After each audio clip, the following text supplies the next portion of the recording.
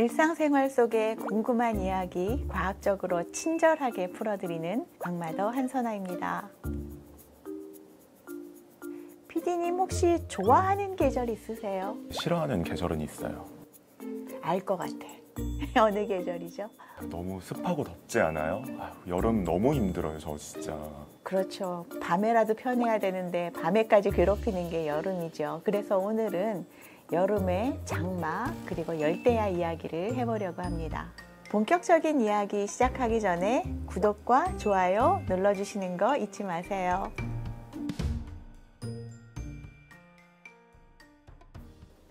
장마는 여러분도 아시다시피 6월 하순부터 7월 중순까지 끊임없이 비가 내리고 습한 날씨가 계속되는 시기예요. 영어로는 East Asian Rainy Season이라고 이야기를 하는데요. 말 그대로 전 세계에서 동아시아 지역에만 국한되어 있는 특이한 기상현상이라고 볼 수가 있죠. 이 장마 기간 동안 내리는 비가 우리나라 1년 동안 내리는 비의 약 30%를 차지를 한다고 하더라고요. 박사님, 그러면 이 장마라는 거는 왜 생기는 거예요? 우리가 예전에 꽃샘추위 편에서 기단이란 걸 공부한 거 기억하실 거예요. 기단이라는 것은 어떤 특별한 성질을 가진 커다란 공기의 덩어리인데 우리 지구에는 이런 기단이 뭉텅뭉텅 자리를 잡고 있죠. 이 중에서 장마에 영향을 미치는 기단은 오호츠크해 고기압하고 북태평양 고기압이라는 것이 영향을 미치게 돼요. 북태평양 고기압은 원래 하와이 쪽, 그러니까 더운 나라에 있는 아주 덥고 습한 공기 덩어리인데 얘가 여름이 되면서 점점 그 영향력을 서쪽으로 확장을 하게 되죠. 그래서 6월 하순이 되면은 이 북태평양 고기압이 우리나라까지 올라오게 됩니다. 반면에 오호츠크해 고기압 같은 경우에는 오호츠크해 북쪽에 있죠. 이 북쪽은 바다에 계속해서 시베리아에서 녹은 얼음물이 유입이 돼요. 당연히 굉장히 찬 성질을 가진 기단이겠죠. 그런데 이 북태평양 고기압이 점점 밀고 올라오면서 오호츠크해 고기압과 딱 만나게 돼요. 여기에 장마 전선이 형성이 되게 되는 거죠. 그런데 찬 공기랑 따뜻한 공기가 만났는데 왜 그 사이에서 비가 내리는 거예요? 이 찬 공기와 따뜻한 공기가 만나게 되면은 이 둘 사이에 세력 다툼이 벌어지게 되는데요. 그 사이에 수렴대라는 것이 형성이 되게 돼요. 수렴대는 그 틈을 타라서 수증기가 이동하는 지역을 이야기를 하거든요. 따라서 이 지역을 따라서 수증기가 유입이 되고 그것이 비가 돼서 내리는 것이 바로 장마라고 할 수 있는 거죠.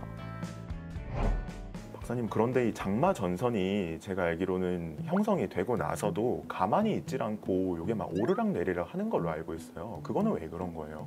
이게 힘이 딱 정해져 있는 것이 아니라 어떤 때는 한쪽 힘이 세졌다가 조금 약해졌다가 이런 영향이 있을 수가 있잖아요. 그래서 북태평양 고기압이 힘이 세져서 밀고 올라가면은 북쪽으로 조금 올라갔다가 오호츠크해 고기압이 조금 더 힘이 세지고 북태평양 고기압이 세력을 잃으면은 밑으로 쭉 내려가고 이렇게 되면은 비가 제주도에만 왔다가 서울까지 왔다가 이런 일이 벌어지는 거죠. 그러면 장마 기간 내내 그 북태평양 고기압과 오호츠크해 고기압이 계속해서 힘겨루기를 하는 건가요? 그렇죠. 그러다가 어느 쪽 한쪽이 이기게 되면 장마가 끝나는데 북태평양 고기압이 이기면서 장마가 끝나게 되죠.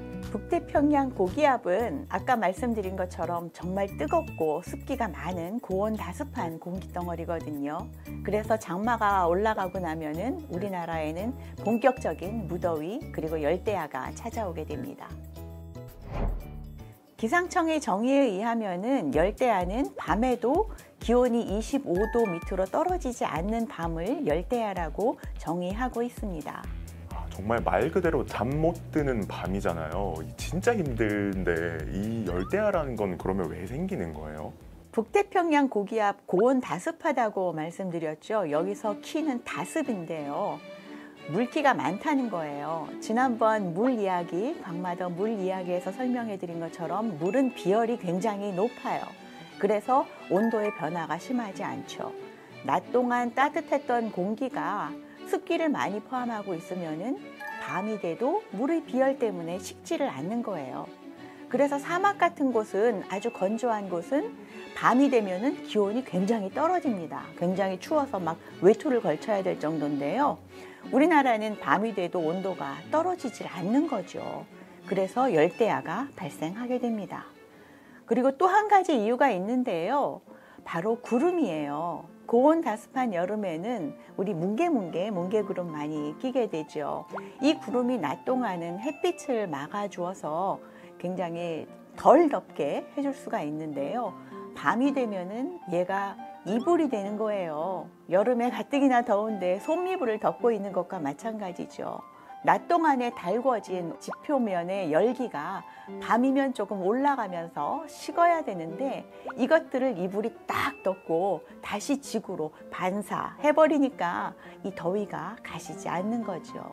일종의 온실 같은 거라고 생각하면 될까요? 그렇죠. 온실은 그 빛을 가두어두는 거라면은 이 구름 같은 경우는 열을 가두어두는 효과가 있다. 이렇게 보시면 될 것 같아요. 박사님, 그런데 이 열대야 현상이 도시 지역에서 유난히 더 심하게 나타나는 것 같아요. 그것도 이유가 있어요?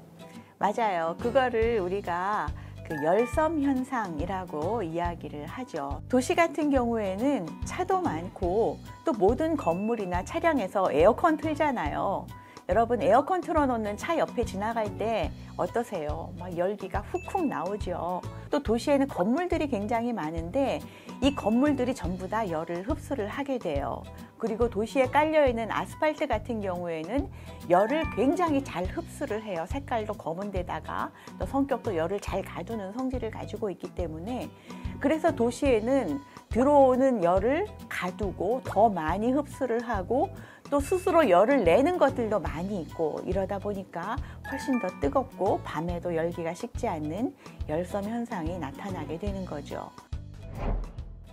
사실 열대야를 슬기롭게 이겨내는 방법은 왕도가 없습니다. 규칙적인 생활하고 영양을 고루 섭취하고 그리고 잘 쉬고 적당한 운동을 하고, 이런 것들이 열대야를 이기는 방법이라고 할 수가 있는데요. 몇 가지 팁을 드리자면은 그 미스트 같은 거를 이용을 해서 차가운 물을 좀 분무를 해주면은 체온을 좀 내려갈 수가 있다고 하고요. 특히 급격하게 체온이 올라갔을 경우에는 우리 몸에 맥이 뛰는 부분 있잖아요. 손목에다가 아주 차가운 물을 댄다든가 아니면 얼음 수건 같은 것을 대게 되면은 체온을 낮춰주는 효과가 있다고 해요. 아무리 그렇게 좋은 팁을 주시더라도 저는 여름이 너무 힘들고 싫어요, 박사님. 그렇다고 여름이 없어지면 안 되겠죠. 이 여름에 뜨거운 기온, 강력한 태양이 있어야 곡식도 있고 과일도 맛이 들거든요. 그러니까 여름 너무 미워하지 말고 슬기롭게 이겨내는 법을 다시 한번 생각해 보면 좋겠습니다. 오늘 준비한 이야기는 여기까지입니다. 다음에 또 재미있는 과학 이야기로 찾아뵙겠습니다. 고맙습니다.